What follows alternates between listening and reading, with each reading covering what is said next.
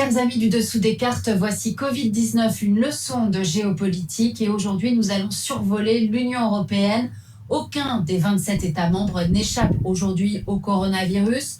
L'Europe du Sud est la plus touchée. Italie, Espagne, France. L'Europe du Nord a semblé, dans un premier temps, davantage préservée. Certains pays faisant même le pari de l'immunité collective. Ce fut le cas notamment de la Grande-Bretagne. Mais aujourd'hui, grosso modo, tous les pays ont adopté des mesures de confinement plus ou moins strictes. Mais c'est vrai qu'il y a l'exception suédoise. Car au moment où nous parlons, les écoles, les bars, les restaurants suédois restent ouverts.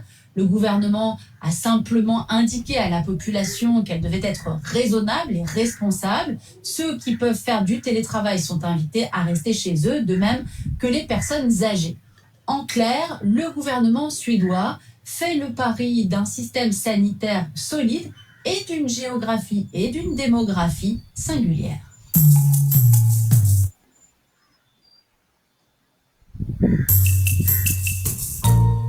Située au cœur de la péninsule scandinave, la Suède ne partage de frontières terrestres qu'avec la Norvège à l'ouest et la Finlande au nord-est.